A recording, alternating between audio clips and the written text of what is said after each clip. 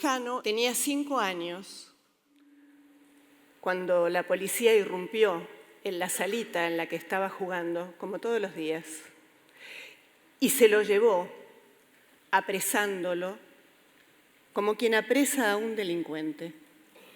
Podemos imaginar la cara de terror y tal vez de sorpresa de quienes en ese momento estaban jugando con él, y también la sensación de parálisis o de impotencia que deben haber sentido las maestras a cargo. Jano gritaba desesperadamente: «¡Quiero con mi mamá! ¡Quiero con mi mamá! ¡Quiero con mi mamá! Déjenme, quiero con mi mamá».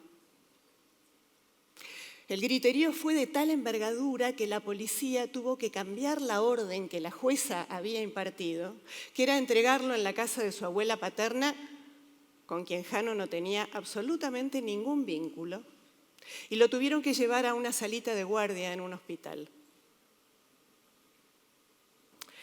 En cuanto se enteró, Valeria llegó corriendo. El informe que consta en el expediente decía: a Jano hubo que compensarlo. Un nene de 5 años se había descompensado por lo que le estaban haciendo. Cuando Valeria llega, advertida por otras mamás del jardín, la jueza que impartió la orden pone su propio cuerpo e impide que Valeria pueda abrazar a Jano, que todavía lloraba pidiendo por ella. Hasta aquí tenemos 2 escenarios que deberían ser incompatibles. Jano, 5 años, jardín de infantes, policía delincuente. Valeria está acusada de impedir el contacto de Jano con su papá y predisponerlo en su contra. ¿Puede realmente alguna jueza, algún juez que trabajan en el ámbito de la familia suponer que de este modo se resuelve un problema? Mi trabajo como periodista, nuestro trabajo como periodistas, soy coordinadora de la Red Internacional de Periodistas con Visión de Género en Argentina, hace que permanentemente recibamos en nuestros correos, en nuestras redacciones, historias como la que les acabo de contar. Llegan en desesperados pedidos de ayuda. Todas las personas que nos contactan tienen la ilusión, y a veces es así, que si difundimos la historia van a dejar de ser un número en un expediente y van a poder salir del laberinto en el que las han metido. Pero sobre todo tienen miedo. Tienen mucho miedo de lo que puede suceder con sus hijas e hijos. Todas ellas han hecho denuncias, muchas. Denuncias contra sus parejas, exparejas, maridos, exmaridos, por situaciones de violencia. Ninguna de ellas tiene confianza en la justicia, y tienen razón. Saben que los tiempos muy morosos de los tribunales nunca coinciden con los tiempos del dolor humano, ni siquiera cuando se trata de la infancia. Pero además saben que en un santiamén las denunciantes pueden ser convertidas en sospechosas. Las víctimas pueden ser convertidas en victimarias, porque el sistema judicial dirá, si la única prueba que tienen es su propia palabra o el relato de sus hijas e hijos, que mienten, que son denunciadoras seriales, que las denuncias son falsas.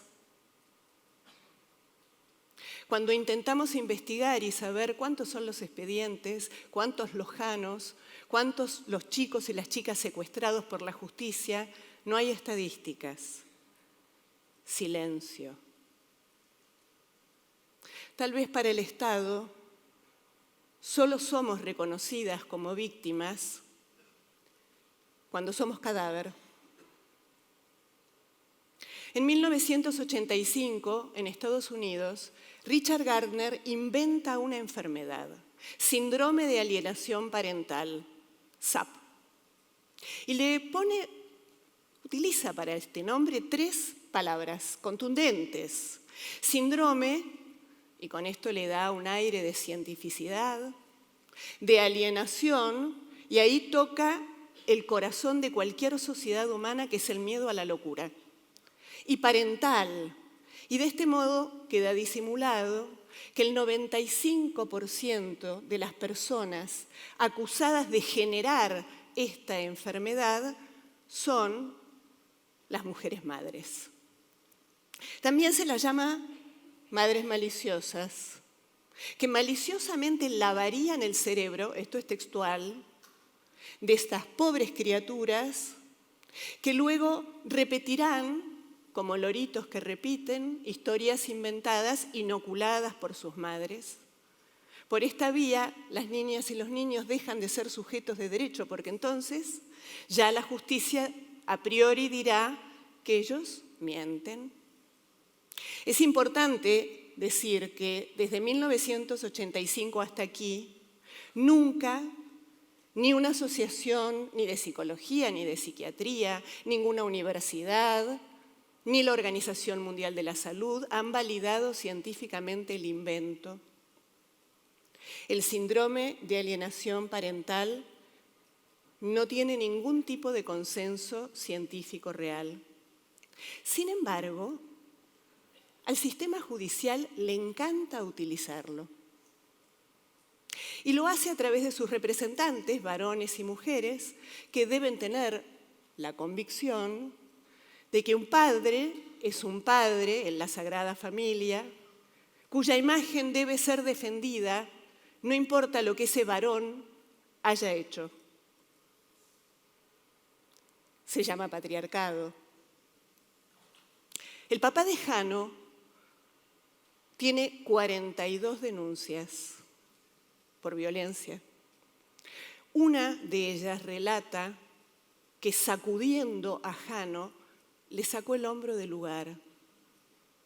Jano tendría por entonces unos 3 años. Insisto en esta historia, en la historia de Jano, porque es la historia copiada de muchas otras historias en el país, en la región, en Europa, donde este instrumento jurídico tiene un objetivo que es castigar a las insubordinadas. Tenemos entonces una enfermedad inventada, un remedio para curar la enfermedad y un único objetivo: disciplinar a las mujeres madres que ya no quieren o no pueden seguir aguantando calladas. ¿Es tan fácil creer que las mujeres mentimos? Eso dicen los estereotipos, ¿no? Que exageramos, que somos un poco locas y despechadas. Nos acostumbramos a que nos digan feminazis y no sabemos prácticamente nada de las apretadas, las presiones, las amenazas que sufren las profesionales que acompañan estos casos. En algunos casos, abogadas o psicólogas han tenido que bancarse algunas causas inventadas con las cuales las amedrentan en relación a sacarles la matrícula, sobre todo, en particular, si los varones denunciados son poderosos. Andrea tiene 3 hijos. A los 3 se los llevó a la gendarmería. El más chiquito y el más grande estaban en su casa, el del medio estaba en el colegio. El más chiquito, Nacho, jugaba con su mamadera, esa mamadera que Andrea insistía que ya tenía que dejar. Su compañero, Agustín, no pudo evitar que se lo lleven. Andrea se encadenó en los tribunales de Lomas de Zamora. Pasaron casi 4 años hasta que pudo volver a abrazar a 2 de sus hijos, a solas, sin equipos, sin interferencias. Marcela murió como consecuencia de un cáncer terminal, sin poder abrazar a Jazmín, porque la orden de la jueza salió tarde. Y el avión en el que el papá llevaba a Jazmín hacia donde Marcela estaba agonizando, también llegó tarde.